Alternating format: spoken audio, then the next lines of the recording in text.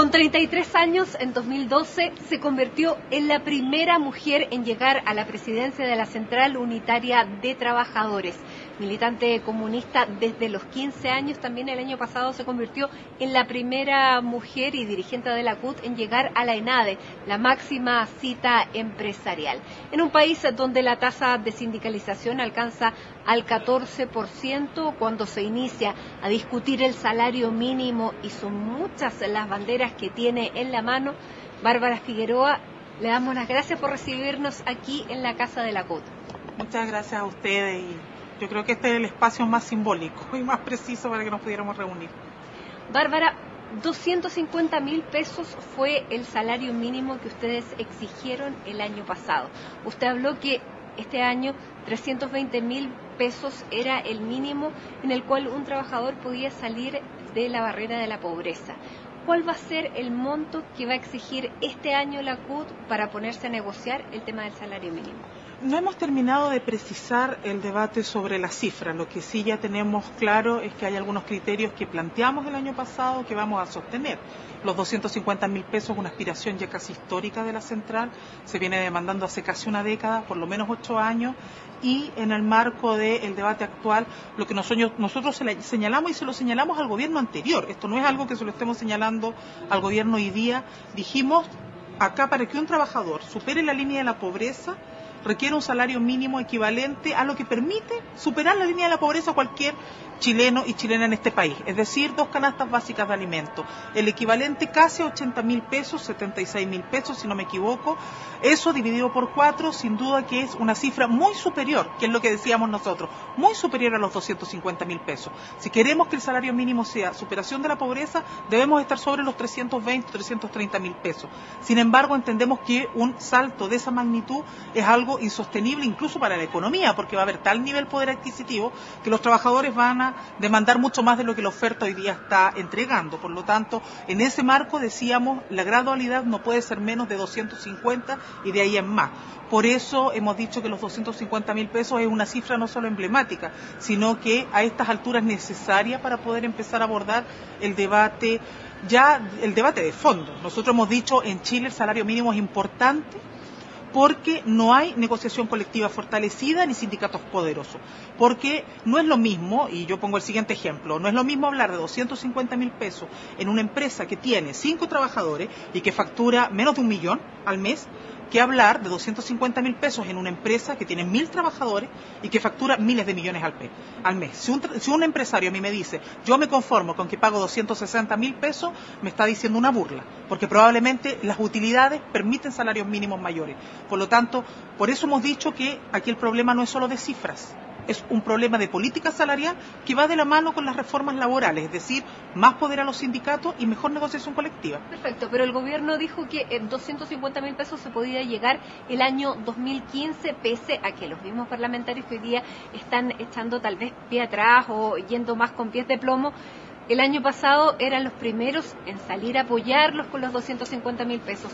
Para la CUT sería una frustración que en este gobierno de la nueva mayoría no se llegara a estos 250.000 pesos. O sea, está claro que se va a llegar. Ya se dijo, en la mitad del mandato se va a llegar a los 250.000 pesos. Este año. Lo que para nosotros es insostenible es que retrasemos más aún llegar a una cifra que es yo diría que es el mínimo del mínimo para comenzar el debate sobre una nueva cifra en este país. No hablaría de frustración porque frustración sería que ni siquiera se esté entendiendo que hay que llegar a un piso salarial más digno. Y creo que esa es una ganancia nuestra. No es solo una voluntad política de un gobierno, que por cierto no la reconoce, pero tiene que ver también con la capacidad que ha tenido el movimiento sindical de hacer bien los debates y de instalarlos en la magnitud necesaria. Si nosotros no damos saltos cualitativos para que los trabajadores ganen más, la propia economía, que hoy día muestra signos de desaceleración, no va a poder salir de esa dinámica, porque para que tú tengas más una movilidad mayor en la economía, también necesitas trabajadores con mayor poder adquisitivo. Por lo tanto, yo en eso tiendo a ser más que optimista optimista, tiendo a ser criteriosa. No hablo de frustraciones cuando nosotros logramos que el debate de salario mínimo tenga la importancia que tiene en este país, pero no es suficiente. Para nosotros eso no es lo suficiente. De hecho, no es el debate fundamental. Lo importante es tener ese dinero en la mano. Exactamente. Ustedes el año pasado dijeron, cuando se lograron los 210.000 pesos, que había sido a pesar del gobierno. Y en el discurso del 1 de mayo usted dijo textualmente que se habían superado 4 años de calvario para el movimiento sindical. ¿Qué marcó ese calvario, Bárbara? Yo diría que principalmente los debates no hechos. Nosotros fuimos insistentes con el gobierno anterior en poder establecer diálogos respecto de las políticas no solo salariales, sino que de empleabilidad y en otras áreas que a nuestro parecer son sustantivas. Si yo digo, Chile avanza en un per cápita igual al que tienen los países desarrollados, es decir, cercano a los $20.000, si yo digo eso y no me hago cargo de que entonces ya el problema no es solo cobertura de empleo, sino que empleo de calidad, entonces parece que algo no estoy haciendo bien. O, como decimos nosotros, avanzamos en un país que se desarrolla a costa de la explotación de los trabajadores. Eso fue un debate que siempre tratamos de instalar con el gobierno a propósito de las cifras de empleo, que nosotros decíamos, está bien que crezca el empleo en Chile, pero tiene que ser trabajo decente. Y ese debate hay que hacerlo. Ni siquiera se lo queríamos imponer al gobierno. Le decíamos, hagamos ese debate de fondo. Nunca quiso. Y el debate... Sí, 1 millón de empleos fue el que creó Sebastián Piñera, claro. Se vanaglorió mucho y esas fueron las cifras que marcaron su despedida. Creamos 1 millón de empleos. Durante este gobierno no se ha hablado de ninguna cifra, de ninguna promesa de creación de empleo. ¿Por qué?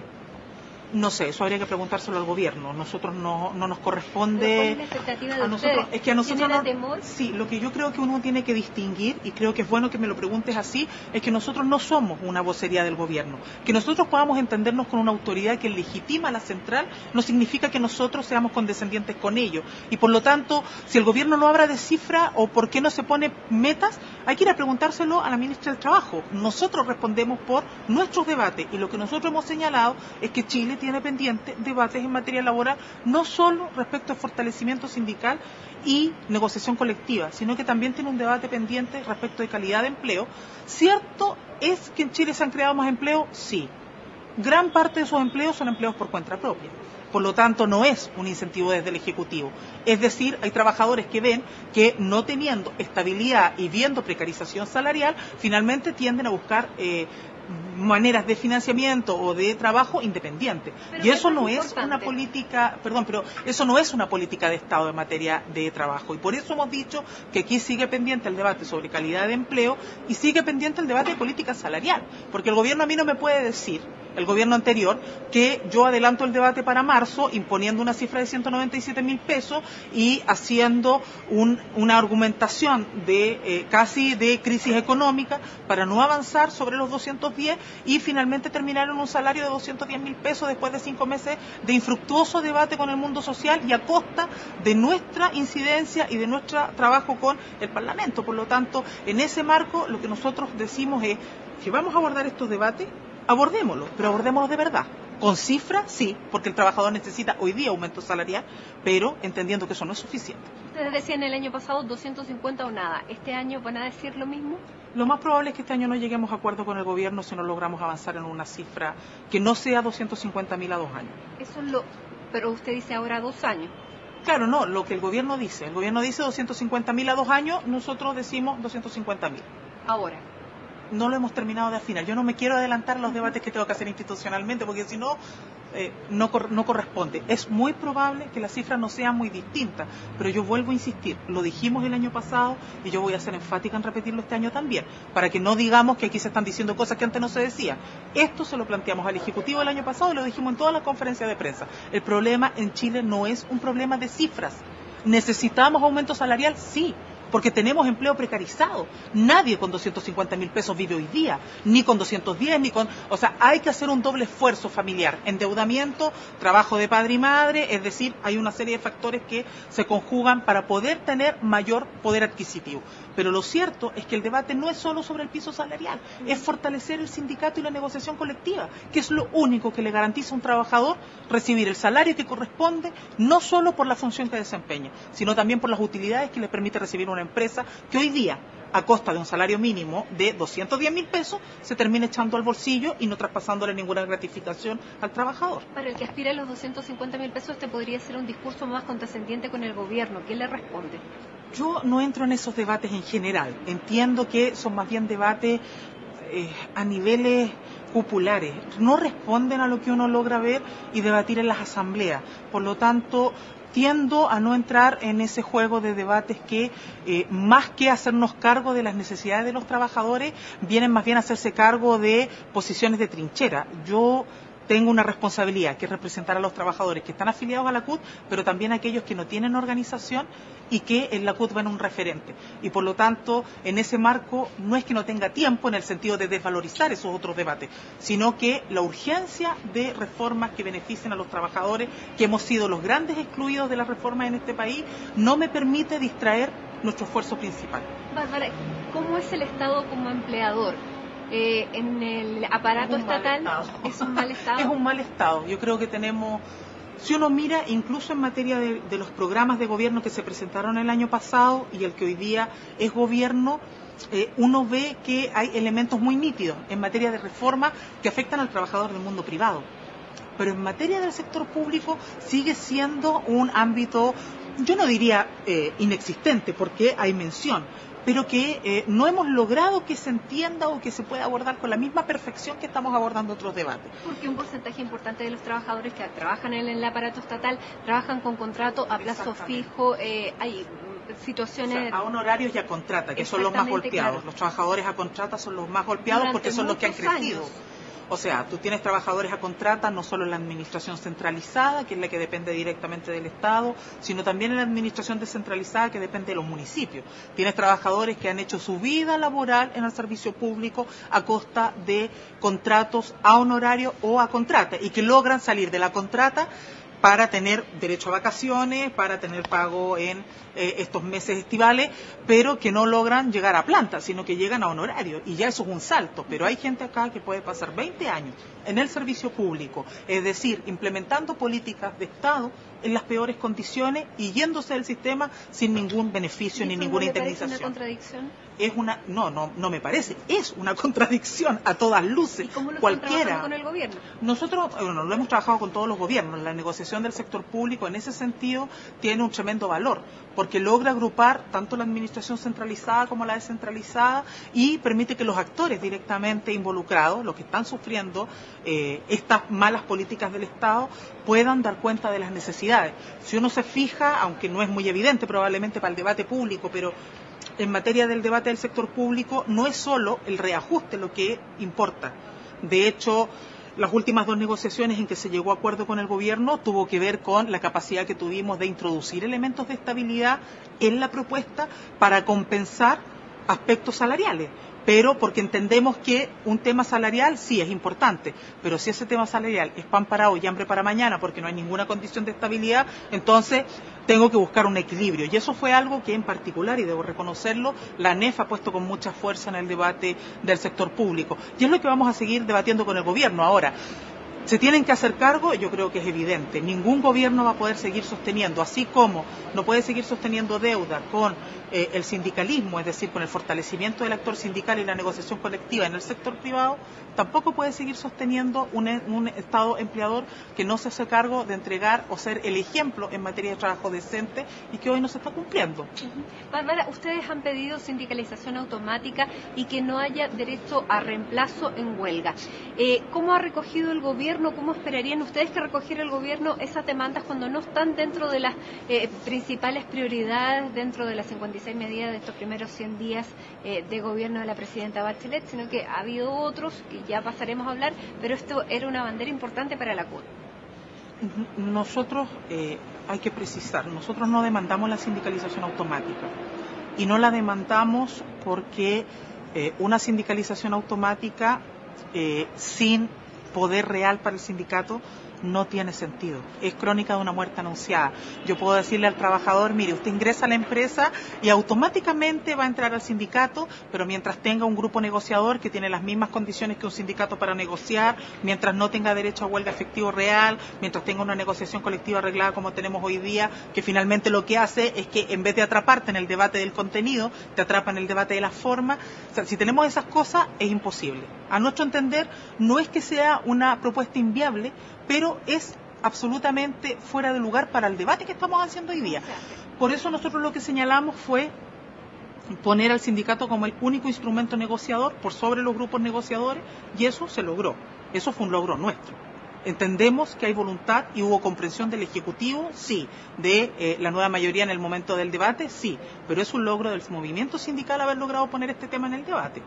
Nosotros establecimos el tema del fin al reemplazo en la huelga. ¿Cómo se hace efectivo eso? Con la implementación del convenio 87 de la OIT, que se ha ratificado en Chile pero no se ha implementado.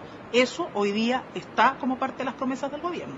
Nosotros demandamos que acá se fortaleciera la negociación colectiva y se sacaran aquellos elementos que lo que hacen es atrapar al sindicato en una cuestión de forma, y eso hoy día se está logrando. Por lo tanto, si uno mira esos elementos, uno puede ver que efectivamente nosotros avanzamos. Ley de pisos mínimos, es decir, que lo que tú ganaste en la negociación no puede hacer en el próximo proceso el piso menor, sino que se parte de ahí para arriba, y la titularidad, que uno puede decir, eso es obvio, básico, pero es decir, que el sindicato sea dueño de lo que negoció, son cosas que hoy día no existen en la legislación y que nosotros ganamos. Ahora, ¿eso cómo lo conseguimos? Lo conseguimos con buena capacidad de incidencia en el debate público, lo conseguimos con un paro donde se movilizaron 500.000 trabajadores el 11 de junio y lo logramos con una buena capacidad de relacionarnos con quienes iban a ser miembros del Ejecutivo, pero también con quienes están en el Legislativo. Una de las 50 medidas, 56 medidas, como se la quiera tomar, fue el tema de la eliminación del multiroot. ¿Quedó contenta con el proyecto? Yo diría que el proyecto es un buen proyecto en tanto se hace cargo de una de las cosas fundamentales. Para que uno se pueda hacer una idea del debate del multiroot, este es un debate que en el movimiento sindical tiene muchos años, más de 20 años. Que en el Parlamento tiene un debate o que ha llevado, digamos, un tiempo de casi una década, 8 años, y que en materia judicial no lleva más de 4 años, 4 o 3 años en general.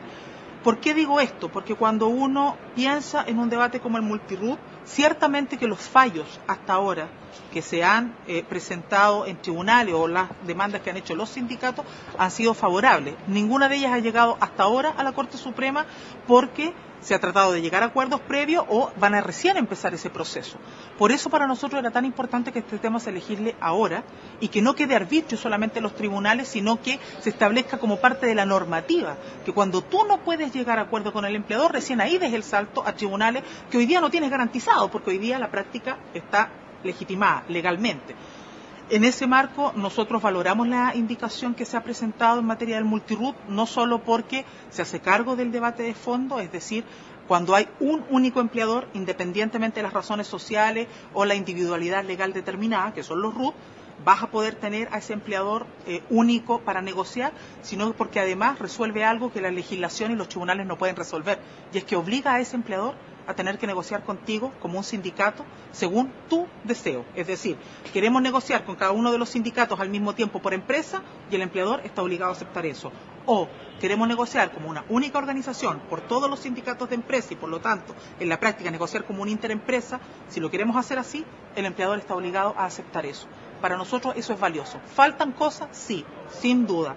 Hay algunas, yo diría, limpiezas en la redacción del proyecto que vamos a proponer y que vamos a seguir instalando en el debate, pero en lo sustantivo nosotros creemos que la indicación va en el camino correcto. Ahora el resto siempre va a ser pega del sindicato, no podemos pedir que la ley nos haga todo. Esperamos que sea la mejor ley, que se pueda perfeccionar, pero que sin duda avanza hoy día en lo que nosotros hemos demandado. Bárbara, ¿se siente más cómoda negociando con este gobierno que con el anterior? Hasta ahora no hemos tenido ningún espacio de negociación con este gobierno, pero sí tenemos algo que con el gobierno anterior no tuvimos. Si ustedes recuerdan, cuando Sebastián Piñera asumió como presidente, él fue muy enfático en decir que se iba a entender con los trabajadores y no con las cúpulas sindicales. Y por lo tanto él desde ahí marcó un rumbo, el rumbo de no tener diálogo con los actores sindicales organizados.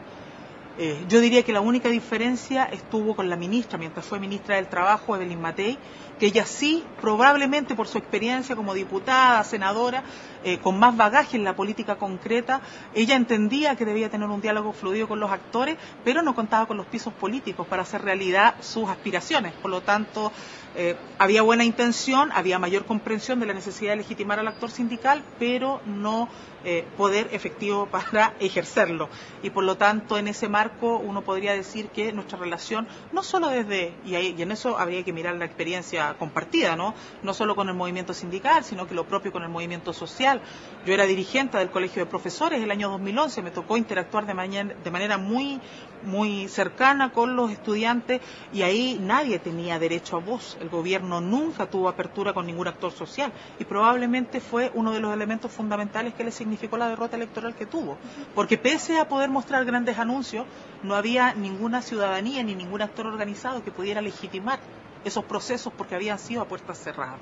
Y por lo tanto, la diferencia sustancial es que de un gobierno de puertas cerradas que vivimos con Sebastián Piñera, no solo los trabajadores, sino que también los empleadores lo reconocen así, hoy día vemos un gobierno que al menos tiene disposición al diálogo. Y es evidente que ese diálogo no significa que vamos a estar de acuerdo en todo.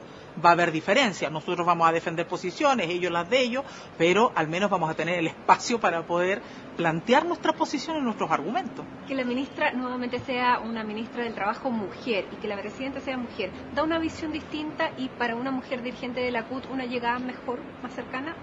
¿O el género no tiene nada que ver? Yo creo que no es que no tenga nada que ver, le aporta. Si uno revisa los propios estudios internacionales, ellos dicen que mujeres en liderazgo, al menos en el ámbito sindical, incorporadas a las dirigencias, le dan un valor cualitativo a los procesos de negociación, porque logran mirar el proceso de manera más integral y no solo al corto plazo, no solo en función. Yo reconocí a Evelyn Matei en el sentido de que ella era más política y por lo tanto menos soberbia para entender la relación que tiene que establecer un ejecutivo con el mundo social. Sin embargo, eso no era, digamos, la tónica de todo el resto. Y por lo tanto, el hecho de que fuera mujer y tuviera esa capacidad, uno lo tiene que valorar. Pero evidentemente que partíamos de premisas muy distintas. Ella miraba al sindicalismo como un grupo de personas que trataban solo de sacar beneficio propio.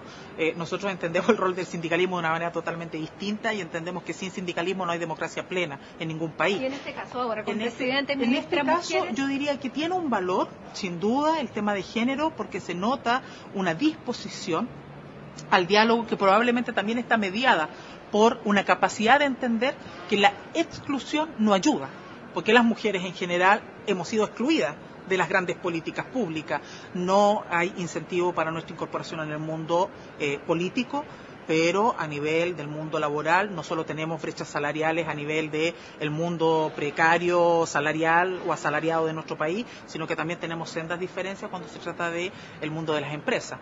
No encontramos a empresarias destacadas en este país. Son honrosas excepciones, muy valiosas, pero probablemente hay cientos de miles detrás de ellas que no son reconocidas. Por lo tanto, en ese marco uno puede distinguir que las mujeres que hemos sido víctimas de exclusión somos capaces de entender que es necesario incluir a todos los actores. Ahora, a igual pega, igual paga, dijo la presidenta en el discurso del 21 de mayo. ¿Usted cuán lejano lo ve?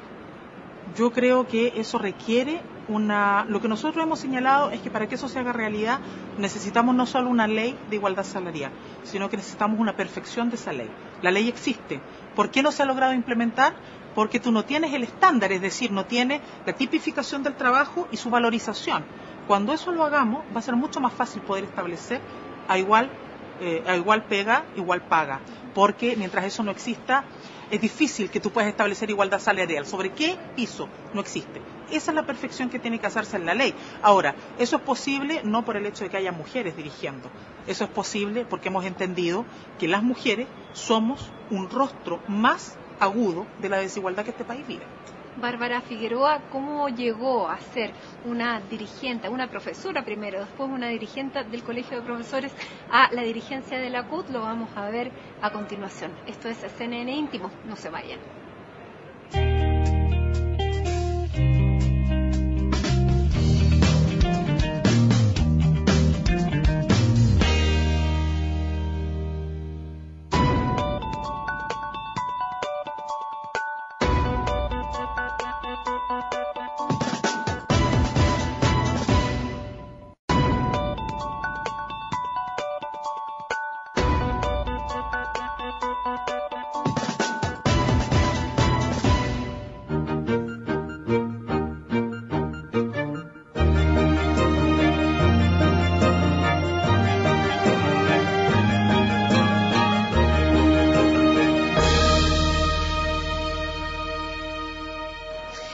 Hace 2 años se convirtió en la primera mujer en llegar a la presidencia de la CUT, pero Bárbara Figueroa venía de hacer clases de filosofía, después venía del sindicato de profesores.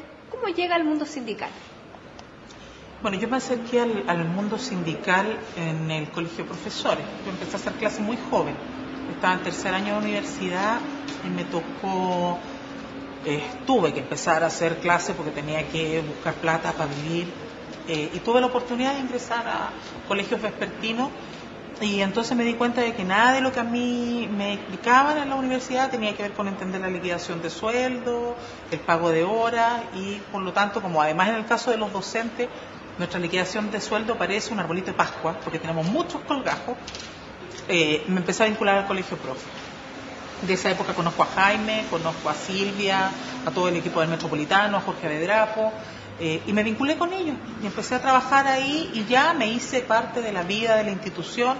Además era muy natural terminar la educación y luego vincularme al colegio, ya que estaba trabajando, y desde ahí el vínculo con la central también. Nosotros somos una de las organizaciones más grandes del sector público y la que con mayor rigurosidad también cumple con las obligaciones con la central. Por lo tanto, para nosotros siempre era un tema muy relevante lo que ocurría con la central unitaria. Y hace 2 años le arrebata entonces el título de presidente de la CUT, Arturo Martínez, que después de 12 años tiene que entregar, claro, y le tiene que entregar a una mujer. ¿Cómo ha cambiado la CUT con una presidencia femenina? Yo creo que lo más significativo en la CUT es el hecho de que haya llegado una mujer joven a presidir. No solo el hecho de que en un mundo de hombres, pero donde además no se estila que los cuadros nobles tengan los cargos de mayor jerarquía. Para que tú llegues a ser presidente de una organización en general, en cualquier nivel, pasan muchos años. Y esto fue un salto bastante poco tradicional para la institución, permitirse no solo tener una mujer, sino que además tener una mujer joven liderando la organización. ¿Cómo fue llegar a este mundo de hombres? Yo diría que es bastante más fácil que si hubiese sido otra situación. La jerarquía en instituciones como esta pesa mucho. Por lo tanto, el hecho de que yo fuera mujer podía significar inquietud. El hecho de que fuera una mujer joven y que por lo tanto no se conocía de mi capacidad era algo que llamaba la atención, pero era la presidenta finalmente. Y por lo tanto, presidenta es respetada.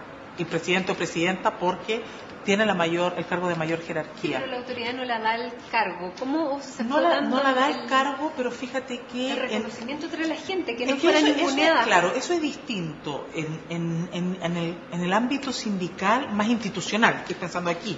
En el ámbito más institucional, la jerarquía tiene peso, más allá del que uno cree. Y eso hace que, pese a que pueda haber duda, esas no se expresan y se tiende a respetar la palabra de quien preside. Evidentemente que en los niveles, cuando tú bajas a las estructuras regionales, provinciales, en el recorrido por el país, es donde se produce más asombro y es donde te vas jugando la posibilidad del liderazgo, de legitimar un liderazgo. Y eso tengo la impresión de que lo logramos consolidar bien. Yo prácticamente el año pasado recorrí el país entero. Estuve desde Magallanes hasta Arica, hicimos una gira nacional, porque es la única forma también de que tú te puedes hacer de más ejercicio sindical. Ir a reconocer las realidades, hacerte de las necesidades, de las propuestas, para poder construir de mejor forma el trabajo que tienes que hacer a nivel central. En una entrevista, Bárbara, usted decía, yo no salí de un sombrero. Yo milito desde los 15 años en las Juventudes Comunistas. Este pasado, esta trayectoria política, ¿de qué manera le ayudó para llegar al puesto donde está hoy? Yo creo que tiene mucho peso el hecho de que uno provenga de un partido definido y establecido como un partido de clase trabajadora. No es un dato de la causa, no es como una definición de papel, es un dato de realidad, que significa que la política se hace también desde la necesidad del mundo de los trabajadores y por lo tanto uno trabajador en un partido militante que hace suyo la defensa de los intereses de los trabajadores, evidentemente que es más fácil. Ahora, cuando yo planteé eso, lo planteé porque aquí muchos trataban de asumir que este liderazgo venía a romper casi como un problema generacional con la lacra anterior. Y lo que yo planteaba en ese momento es, cuidado, yo no soy expresión de una novedad que es la moda de tener dirigentes jóvenes en las organizaciones, porque el problema de la organización no es un problema, y el problema de la lucha de clase, en nuestro caso, le guste que le guste, digamos, uno dice, no, la lucha de clase, qué concepto más antiguo, bueno, es lo que opera, la diferencia entre el capital y el trabajo es lo que opera para efectos de la desigualdad. Pero si hay una lucha, ¿lo ven así? Y ahí el tema no es un problema de que lo viejo tiene que cambiar por lo nuevo. El problema es cómo tú logras dar en las propias organizaciones sentido de proyección. Lo que nosotros logramos mostrar de manera, yo diría, no sé si plenamente, pero bastante bien, fue mostrarle a los trabajadores que, recopilando experiencia y trabajando con la tradición del movimiento sindical, también podíamos incorporar cuadros nobles que permitieran darle proyección a estas luchas. Y creo que eso fue lo valioso de asumir la presidencia de la CUT, porque yo no la puedo entender, ni podría entender nunca el problema hoy día como un problema entre los viejos y los jóvenes. Bárbara, ¿y sigue vigente el concepto de lucha de clases? Para mí sí. Para mí sí, yo creo que, no voy a hablar por todo el mundo, pero creo que para un importante segmento de nuestro país también. ¿Y por qué? Porque yo veo que usted tiene una actitud dialogante con el mundo empresarial, no de una trinchera, no de lo que esperaría de una lucha. Claro, lo que pasa es que hay mucha caricatura. Chile no tiene y en eso yo creo que no es una crítica a los académicos, pero sí a la academia. Creo que hay un sesgo respecto de dar cuenta de lo que ha sido el desarrollo del pensamiento del marxismo ya mucho más elaborado desde la época de Marx y Lenin hasta hoy. Por lo tanto, pasando por Hegel, sí, sin duda, uno revisa los clásicos. Pero el pensamiento marxista ha ido teniendo evolución en el mundo. En Europa eso es absolutamente reconocido y nadie se espanta. Por lo tanto, creo que ahí se ha jugado más bien a caricatura. Se tiende a suponer que si tú hablas de lucha de clase, entonces eres la antítesis a los empresarios. Y si uno revisa lo que yo planteé el 1 de mayo, si uno lo mirara de las categorías más tradicionales, obviamente que está fuera de la norma, porque yo lo que señalaba es que cuando uno habla de reforma tributaria, lo que está hablando es de cómo le toca el bolsillo a la clase media. ¿Y quién es la clase media en Chile? Son trabajadores empobrecidos, son profesionales proletarizados, que se endeudan un ojo a la cara para poder estudiar y el día de mañana le pagan un sueldo de miseria. Esa es la clase media, y la clase media somos trabajadores. Entonces muchos podrían decir, esto no es el dogma del marxismo, eso no es ignorancia, pero en estricto rigor es una mirada sesgada de cómo se ha ido desarrollando el pensamiento marxista a nivel mundial. Y creo que en eso, yo insisto, no es una crítica a los académicos, pero creo que el mundo de la academia ha evolucionado poco en ese ámbito para romper estos esquemas, porque esa es la caricatura. ¿Cómo la define el ser comunista? Yo creo que si uno tuviera que pensar así como en lo más de vida, más de vida, ¿qué es ser comunista? Es luchar por mejores condiciones de vida. Es muy simple para mí en ese sentido. Es complejo en el sentido de que puede tener desde la UDI, que puede decir yo lucho por una clase, porque estén mejores las condiciones incluso se dice la UDI popular, hasta el Partido Comunista. Claro, pero tú en política hay un elemento que es siempre sustantivo. En política lo que hace diferencia no es solo el discurso, sino que la acción. Eso es no es un dogma, pero es parte del ABC de la política. La política no es pura teoría. La política es ejercicio práctico. Y eso no lo dice solamente Marx, lo han dicho en el mundo entero, grandes pensadores. ¿Y eso qué tiene de valioso? Que tú puedes entender esa acción como un ejercicio, es al bien común, o puedes entender esa acción para la defensa de intereses particulares. Ambas posibilidades pueden existir, sin duda, yo no las juzgo. Yo estoy del lado de los que quieren proteger intereses de clase particular, que son los que han sido más oprimidos, pero también que está luchando por un bien común, que sabe que mejores condiciones para los que hoy día no las tenemos, significa un mejor futuro, pero para todos. No es solo para mí. No es que esto es lo mismo, y voy a poner un ejemplo sindical. Esto es lo mismo que decir, en una negociación colectiva, voy por puros bonos o voy por políticas de mayor estabilidad que son a más largo plazo, pero que pueden significar un desarrollo más sustantivo, que pueden tener a la larga un mejor bienestar. Yo soy de las que está por el mejor bienestar. No me gusta solo la política de bonos. ¿Y el Partido Comunista en esta época, en este 2014, está teniendo un renacer, una primavera? El Partido Comunista ahora está dentro de la moneda, está en los ministerios, está en el Parlamento, está en la Central Unitaria de Trabajadores. ¿Cómo es el momento que está viviendo el Partido Comunista hoy? Yo Voy a hacer una infidencia, voy a decir una frase que dijo mi presidente en una reunión de comisión política que a mí me pareció muy certera. Cuando estábamos haciendo el debate sobre la incorporación del partido no al gobierno, lo que iba a significar este proceso de transformaciones para Chile, él nos dijo en una reunión, dijo, hay que entender que todas estas definiciones que estamos haciendo acá nos van a cambiar la vida, nos van a remecer. Y yo creo que más que una primavera que estamos viviendo como partido, estamos viviendo un periodo de despliegue, de amplio despliegue. Empiezan a tener eco demandas y propuestas que nosotros habíamos planteado por décadas, con distintas formas, desde distintos lugares, pero que hoy día empiezan a hacerse realidad. Ahora, eso no significa que uno se supone mesías de los movimientos. No es que, porque nosotros estas demandas las veníamos planteando hace años, décadas, qué sé yo, quiere decir que entonces tenemos más autoridad que otros. No. Simplemente significa que nos podemos sentir satisfechos los comunistas hoy día de haber logrado un lugar en la historia sin haber transado nuestros principios. Y yo creo que eso es tremendamente valioso.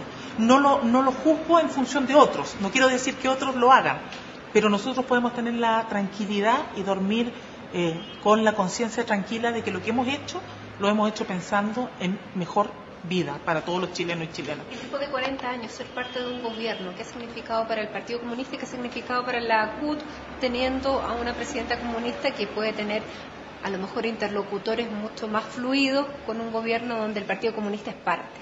Yo creo que es un proceso bien interesante. Yo entiendo la nueva mayoría como un proyecto en disputa. No creo que sea, pese a que existe un programa que es la Carta de Navegación, no todos tienen que pensar lo mismo. Algunos lo han dicho, matices, diferencias. Y por lo tanto yo lo entiendo como un proyecto en disputa, lo que para mí no lo hace problemático, creo que lo hace interesante, lo hace atractivo. ¿Y esto que sea en disputa puede ser que se quiebre en algún minuto, que no esté ganado? Yo no creo que se vaya a quebrar, porque lo que se ha propuesto el programa no es una revolución socialista, por lo tanto, malamente podríamos decir que estamos haciendo reformas que hacen un cambio de 180 grados. Lo que hacen es cimentar bases para que los actores, y no solamente el mundo de la institucionalidad política, pueda ser incidente en los cambios.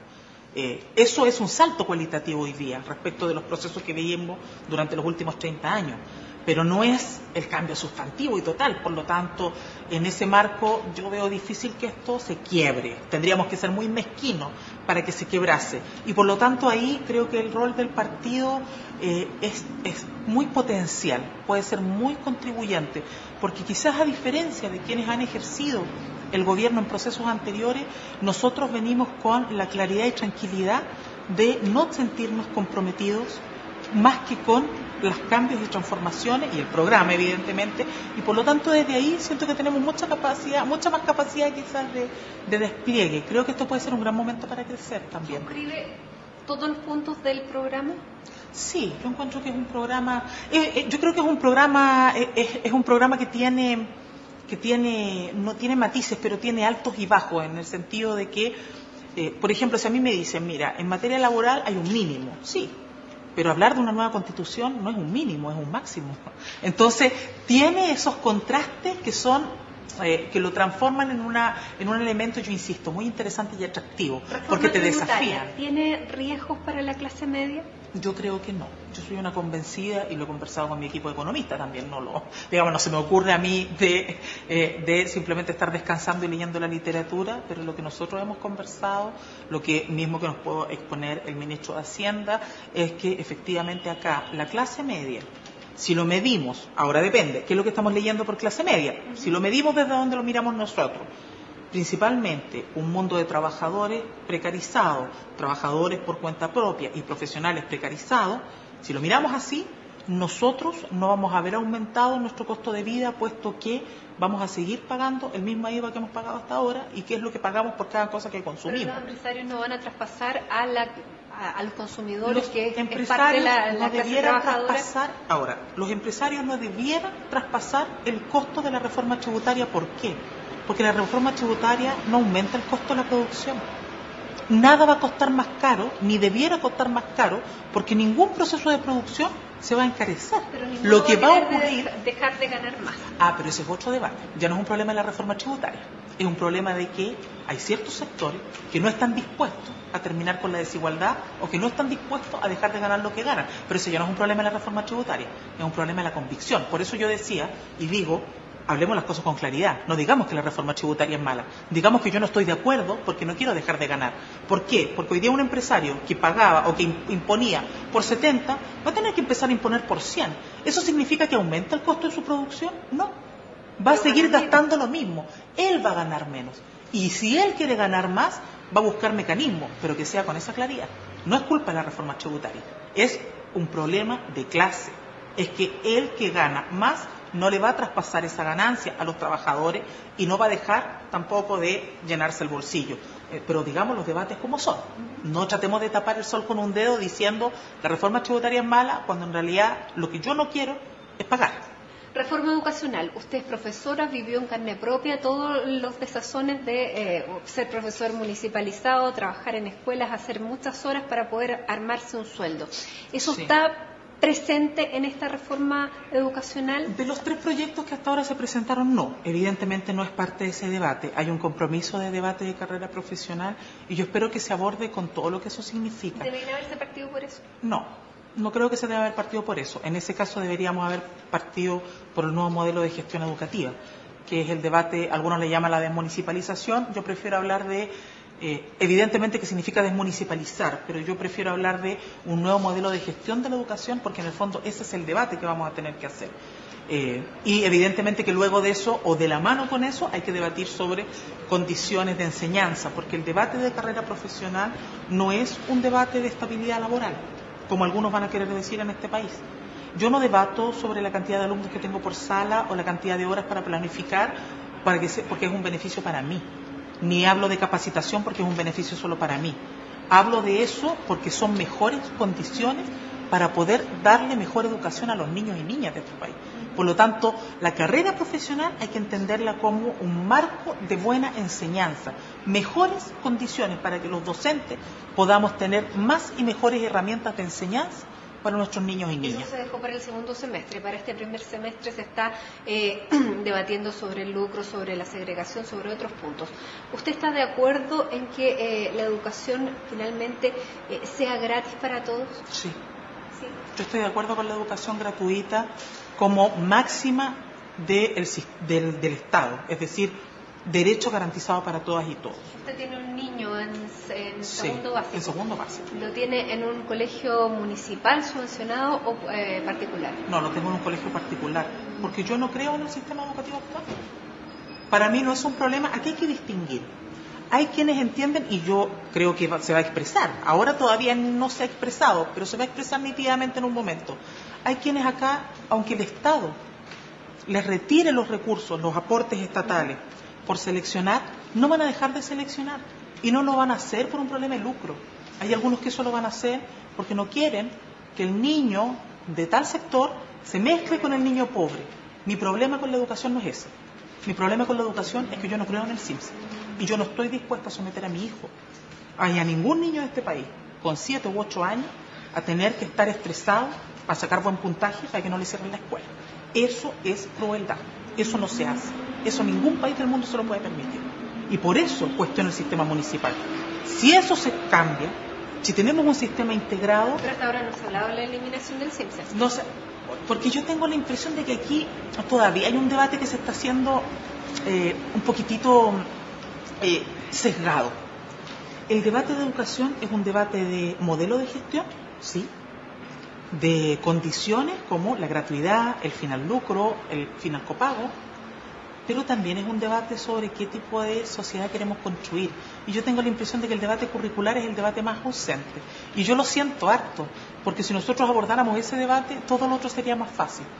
Sería más fácil porque si nos ponemos de acuerdo en que queremos terminar con la competitividad, en que no estamos de acuerdo con que el financiamiento de las instituciones tenga que ver con el estándar del CIMSE, que al final del día no me dice mucho, si nos ponemos de acuerdo en esas cosas, entonces es más fácil entender cómo debemos hacer las otras reformas.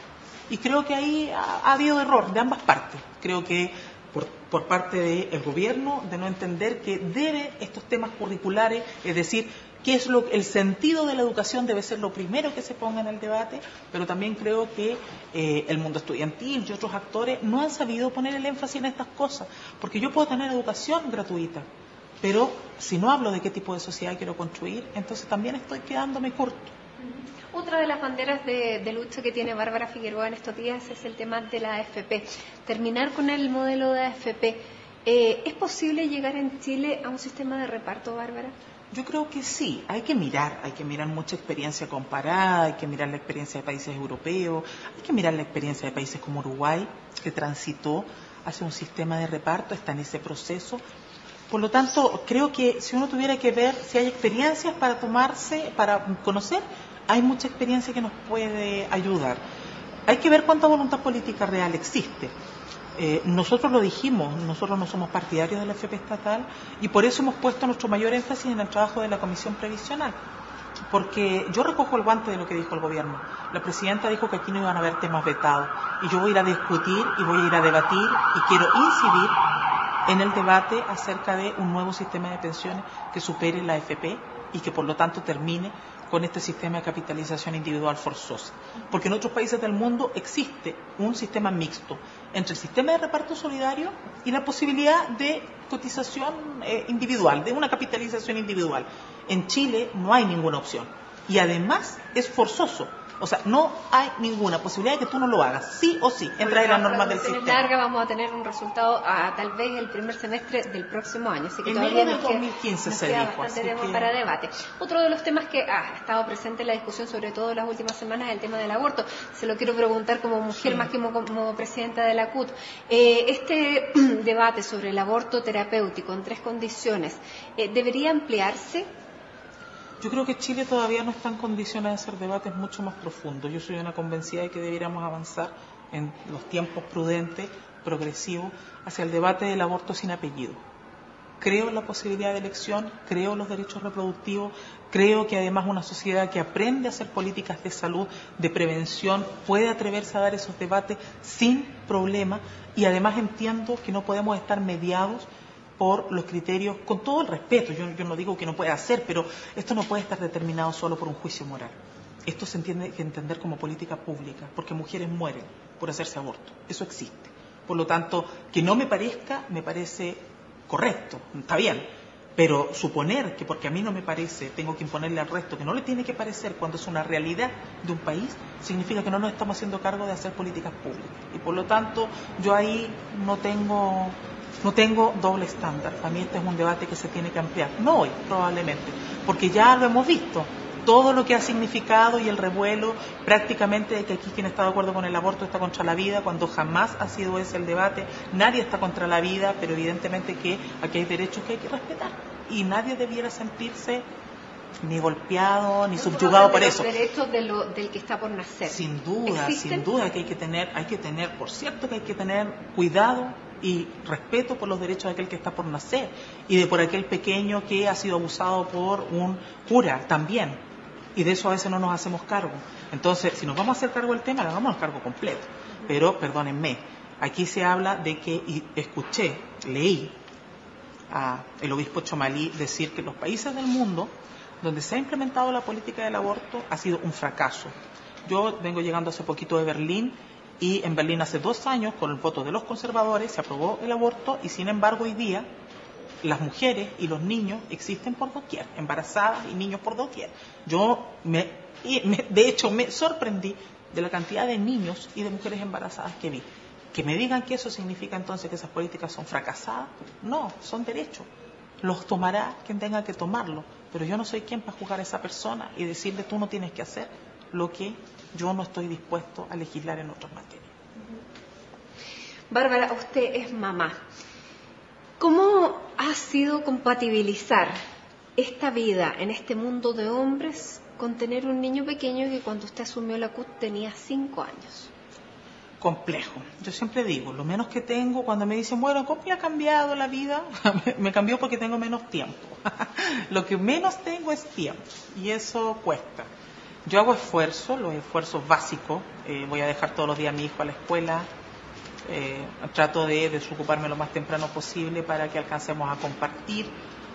tiempo juntos, jugar, hacer nuestras cosas, reírnos un rato. Pero es difícil, yo creo que es uno de los mayores costos que uno, no sé si es un costo que uno paga, pero es adaptarse a un sistema que probablemente no es el más tradicional, ¿no? Porque si uno mira en términos de tiempo, la realidad de uno no es muy distinta al conjunto de las mujeres que se demoran 2 horas en llegar a su casa de la pega y al final llegan a las 10, 11 de la noche, tienen que llegar a cocinar, a preparar el día siguiente, por lo tanto, en ese marco no es que yo diga, no es muy distinto al resto de las mujeres de este país, pero sin duda que tiene un nivel de exposición que es mucho mayor y que por lo tanto demanda muchas más responsabilidades y tiempo quizá que otras situaciones, trabajar los fines de semana, qué sé yo, viajar. Entonces ahí uno resiente un poco. ¿Se cuesta arriba cuando usted me contaba había asumido un divorcio? ¿Se hace más pesado? No, a mí no se me ha hecho más pesado porque cuento con una muy buena red de apoyo. La familia, mi propia familia y la familia de mi exmarido han estado a plena disposición y por lo tanto tengo red de apoyo. Entonces, cuando una mujer tiene red de apoyo, por Dios que cambia la vida. No es necesario tener marido necesariamente, hasta con que uno tenga una buena red, pero en ese sentido no se me ha hecho tan pesado. Yo diría que he sido bastante privilegiada. No sé si todas puedan decir lo mismo como una. Aquí no hay fotos, hay unos monitos con que él juega aquí cuando viene. Sí, no tengo fotos familiares, tengo los monos de Ben 10 que cuando él viene los va a ir coleccionando. ¿Qué le dice él de este trabajo? Él lo que quiere es más tiempo, siempre pide más tiempo, pero también entiende dentro de las lógicas de lo que tú puedes transmitirle. Cuando yo asumí la presidencia de la CUT y hubo el mayor momento de exposición pública, lo que yo a él le dije es que lo que yo hacía era lo mismo que hacían ellos en el curso cuando eligieron un delegado, porque en el colegio de él, desde chiquititos, eligen delegados, y por lo tanto yo lo que hacía era eso, pero no solo para un curso, sino que para todo el colegio y más. Entonces él logra asociar que lo que yo estoy haciendo es algo que él vive, que él conoce. Entonces no se hace tan pesado por ese lado. Y para que este costo tenga sentido, ¿qué le gustaría a usted dejar como legado, como presidenta de la CUT, la primera en la historia de la Central Unitaria de Trabajadores? Yo quisiera que las reformas laborales cursen en este país. Después de 30 años me parece que es justo y necesario que se cumpla, se salde la deuda con los trabajadores y las trabajadoras de Chile. Esa es mi aspiración. Ahora, no es una aspiración personal, porque finalmente no me importa tanto pasar a la historia del movimiento sindical, porque de alguna manera ya quedas en el registro, fuiste la primera mujer presidenta. Lo que me interesa es que para quienes confían y creen en el movimiento sindical, en un mundo donde el movimiento sindical es un problema y donde cuando tú hablas de sindicalismo hablas de algo malo, para quienes creen en este esfuerzo, sentir que su central unitaria está luchando por sus derechos me parece que es impagable. Y yo quisiera terminar el mandato con la tranquilidad de decirles no solo que luché, sino que lo logré. Y lo logramos por ello, que es lo mejor. Bárbara Figueroa, muchísimas gracias por habernos recibido, CNN Íntimo, aquí en la Casa de la CUT. Muchas gracias a ustedes.